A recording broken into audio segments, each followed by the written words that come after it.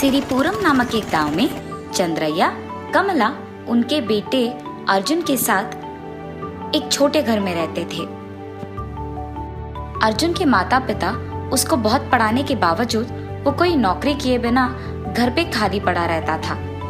लेकिन चंद्रैया उसी गांव में डोसा बना के उन्हें बेचता था।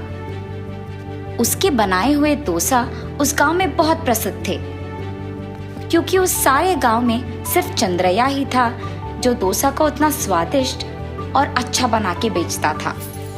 उसी गांव में जितेंद्र नामक एक पुलिस रहता था और सभी उससे बहुत डरते थे।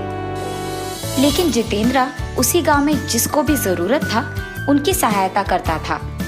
जितेंद्र एक सुबह उठते ही चंद्रैया के डोसा के दुकान जाकर डोसा खाने लगता है।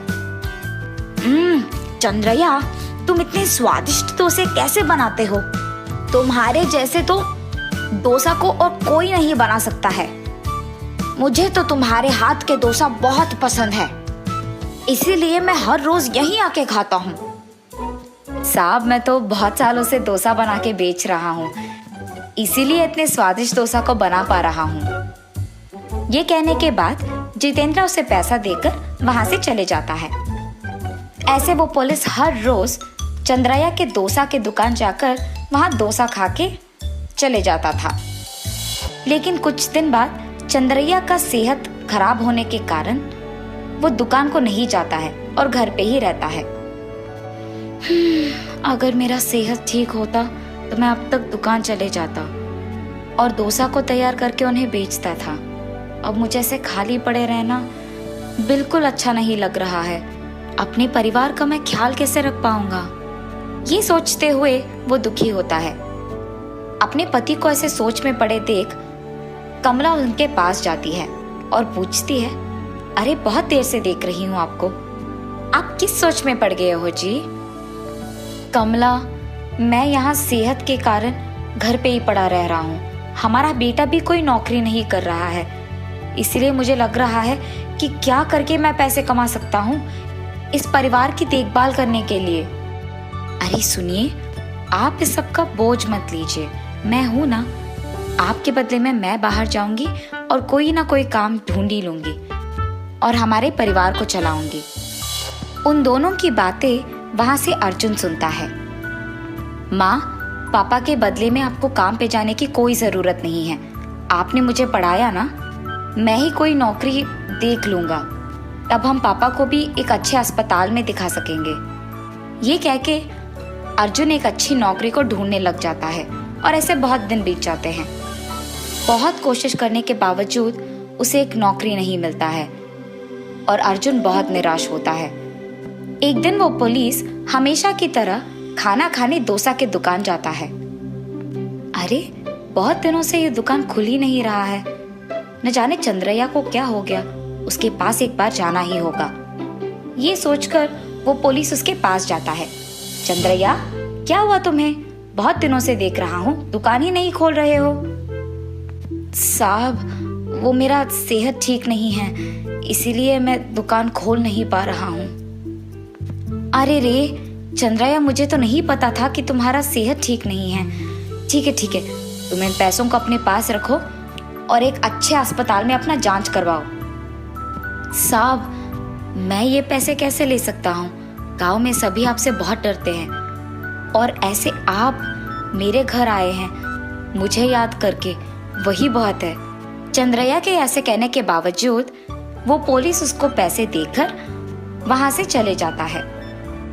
एक पुलिस आदमी उनके घर आकर चंद्रैया को पैसे देते हुए देख उसकी बीवी और बेटा बहुत खुश होते हैं। सुनिए, अब हम इन पैसों से आपका जांच करवाएंगे और एक अच्छे अस्पताल में, वो भी। कमला, अगर मैं एक अच्छे अस्पताल में अपना जांच भी करवाऊंगा तो यकीन नहीं है कि मेरा हालत सुधरेगा कि नहीं, इसीलिए हमें इन पैसों को ध्यान से खर्च करना होगा। ये कह के वो सोच में पड़ जाता है। अर्जुन, तुम इस बात को लेकर दुखी हो ना कि तुम्हें कोई नौकरी नहीं मिला है। तुम एक काम करो, मेरी बात सुनकर तुम इन पैसों से अपने खुद का एक व्यापार शुरू करो। ठीक है पापा, ये कह के वो उसके पिता से पैसे लेकर गांव के अंदर जाता है। अब इन पैसों से मुझे ऐसा व्यापार करना होगा जिससे मुझे बहुत लाभ आएगा। ये सोचते हुए वो जब चल रहा था तो उसके सामने एक ऑटो वाला किसी को वहां उतार कर पैसे लेते हुए दिख जाता है। अगर मैंने अब एक व्यापार शुरू किया तो मुझे पता नहीं कि मुझे लाभ आएगा कि नुकसान, पर मुझे इतना तो पता है कि अगर एक ऑटो ड्राइवर ने किसी को एक जगह से दूसरे जगह पहुंचाया तो वो बहुत पैसे लेते हैं। इसीलिए मैं अपने पास मौजूद पैसों के साथ एक ऑटो को खरीदूंगा और उसे चलाते हुए बहुत सारे पैसों को कमाऊंगा। ये फैसला करके वो अपने पिता के दिए हुए पैसों से उसके खुद का एक ऑटो खरीदता है और उस दिन पूरा उस ऑटो को चलाकर शाम को खुशी से आए हुए पैसों को उसके घर लेके जाता है। पापा, आपके दिए हुए पैसों से मैंने एक ऑटो खरीदा और इतना ही नहीं, ये देखिए आज पूरा दिन मैंने ऑटो चलाकर इतने पैसे कमाए। ये कह के वो खुशी से उन पैसों को उनके पिताजी के हाथ में देता है। अर्जुन, उस पुलिस ने हमें पैसे दिया, इसी कारण आज तुमने ये ऑटो चलाकर ये पैसे कमाए। तुम्हारे बचपन में मैंने बड़े सपने देखे कि तुम्हें भी मैं एक पुलिस ऑफिसर बनाऊंगा। तुम पढ़े लिखे हो, इसीलिए इस ऑटो को चलाना बंद करके तुम भी एक पुलिस ऑफिसर बन जाओ। सिर्फ एक दिन ऑटो चलाने पर मुझे इतने सारे पैसे मिले, इसीलिए मुझे पुलिस अभी के अभी बनने की कोई जरूरत नहीं है। ये सोचकर वो वहां से चले जाता है और ऐसे बहुत दिन बीत जाते हैं। एक दिन उसके ऑटो में उसका दोस्त वरुण बैठता है। अरे वरुण, कैसे हो तुम? हा हा हा, अर्जुन, तुमने क्या सोचा कि मैं भी पढ़ लिख कर तुम्हारे ही तरह एक ऑटो चला रहा हूँ कि मैं ठीक नहीं रह पाऊंगा? मैं बहुत अच्छा हूँ। मैं अपने पढ़ाई से संबंधित एक नौकरी कर रहा हूँ। ये कहकर वो अर्जुन को पैसे देकर ऑटो से उतरकर चले जाता है। सिर्फ ऑटो चलाने के कारण ही मेरे दोस्त ने मुझे नीचा दिखाकर बात किया। अगर मैं अपने पिता के बातों के अनुसार पुलिस का नौकरी कर रहा होता तो शायद ऐसा दिन देखना नहीं पड़ता। क्यों ना मैं अपने पापा के बातों को एक लक्ष्य समझकर ठान लूं, तब मेरा भी नौकरी तो अच्छा ही होगा। ये सोचते हुए वो बहुत दुखी होता है। हाँ, ये अच्छा है। अब से मैं अपने खाली समय में ऑटो को चलाऊंगा और पैसे कमाऊंगा, और दूसरी तरफ मैं अपने पिताजी के सपने को भी सच करूंगा। मैं एक पुलिस ऑफिसर बनूंगा। ये फैसला करके वो सो जाता है। उसके कुछ दिन बाद वो पुलिस के एग्जाम में पास हो जाता है और तब से सिर्फ रात के समय में वो ऑटो चलाता था। सुबह के समय में वो भागते हुए पुलिस बनने के लिए जो कुछ भी चाहिए था उसके लिए मेहनत करता था। कुछ दिन बाद वो उसके पिताजी के सपने के अनुसार ही एक पुलिस बन जाता है और उसके कमाई से उसके पिता को एक अच्छे अस्पताल में जांच करवाता है।